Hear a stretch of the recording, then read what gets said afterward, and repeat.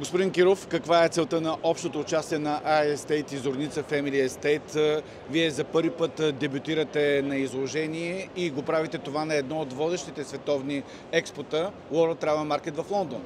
Точно така. За съжаление, България е несъществуваща на картата на луксозния туризъм. Това е факт.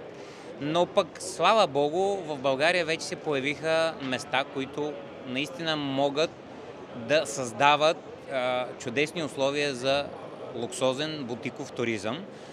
Зорница Family Estate Relations отдавна вече се утвърдила като такова място, а отскоро в съседство до нас отвори може би най-модерната изба на Балканите и в Европа, iEstate.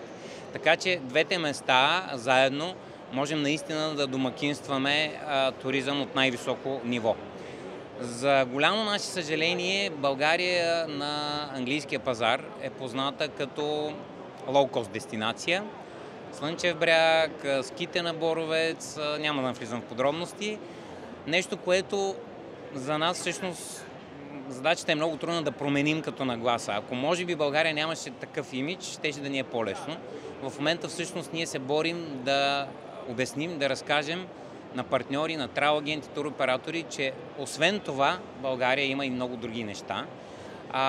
Затова решихме все пак да опитаме едно такова масово събитие, огромно събитие, като WTM в Лондон, да участваме, да видим дали можем да пробием сред толкова огромна аудитория, да разкажем нашата история. Отскоро публикувахме една книга, която разказва за няколко много бутикови луксозни места в България и всъщност представлява един страхотен продукт, рекламиращ хубавото лице на България, разказващ и даващ идеи, вдъхновяващ за маршрути из България. Затова мисля, че точното място да представим тази книга, този продукт и съпътстващия сайт е именно щанда на Министерството на туризма на България. В крайна сметка, отдавна сме разбрали, че ако някой иска да посети нашите дадени места, то трябва първо да мислим за дестинация България, оттам насетне за собствените си интереси. Госпожо Илиева, наскоро на iEstate вече се появи на картата на българския туризъм. Представете ни накратко концепцията. iEstate е иновативен проект, в който е заложено да се покаже не само производството на вино, а и изкуството, което е свързано с цялата винарна. Показва как е свързана природата, изкуството и виното в едно и как те са в една симбиоза.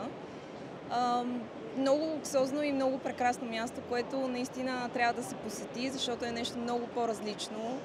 Няма такъв проект на Балканите до момента и наистина искаме да покажем на повече хора какво е винопроизводството по много по-различен начин и да презентираме страната си по един по-луксозен и по-иновативен начин, защото изкуството е свързано с нашето вино.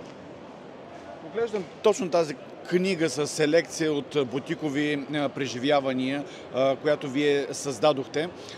И именно вашия продукт през последните години доказа, че в България има качествен туристически продукт и не напразно преди 2 години, когато дадох интервю за Националното радио в България, казах, че България прави всичко възможно, за да се раздели с имиджа си на ефтина дестинация и вие сте доказателство точно за това. Какво ви отличава вас от всички останали на пазара? Естествено, няма как да не започнем с това, че един собственик, инвеститор е решил да вложи средства с ясното съзнание, че тези средства няма да се възвърнат много бързо и много лесно. Този тип бизнес изисква много време, много усилия и търпение. Истината е, че той пък е устойчив. Тоест, ако си наясно, че, както аз обичам да казвам, за 6 месеца няма да си купиш най-скъпия Мерцедес от приходи, ако си наясно, че трябва да отделиш наистина много време, енергия, усилие и лично отношение, няма как да успееш. Така че, естествено, най-голямата заслуга е на собствениците, които искат да създават естетика, красота, високо качество.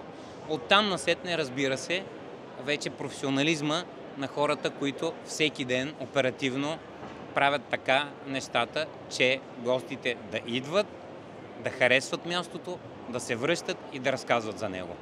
Личното отношение към гостите е душата на луксозния бизнес.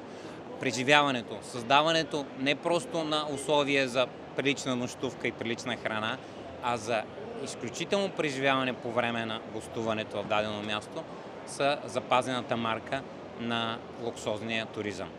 Обаче потребителите искат и още и нови неща. Какво ново може да им предложите при вас? Истината е, че в момента, в който си кажеш да, успях достатъчно, ти започваш да слизаш надолу и започваш да губиш гости. Тоест, всеки ден, всеки Божий ден, всеки миг ти трябва да мислиш какво може да дадеш още, така че гостите да идват с очаквания, но всъщност ти да надминеш техните очаквания. Това е ключа към успеха. Затова се стараем, освен чисто като развитие на продукта, т.е. да добавим, както в последната една година, глемпинг къща, нещо, което е много модерно в последните години в туризма. Мислим успоредно с това какъв тип допълнителни преживявания да предложим. Дали ще е романтичен залез на остров в езерото, дали ще е private dining на необичайна локация, дали ще е полет с балон над Мелнишките пирамиди.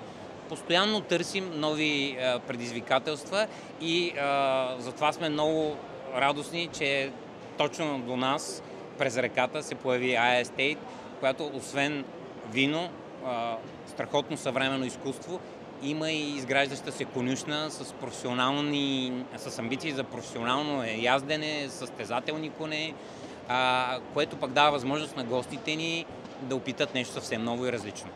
Благодаря ви. Успех ви желая. Благодарим ви и на вас успех, все така да разказвате хубави и успешни истории. Благодаря.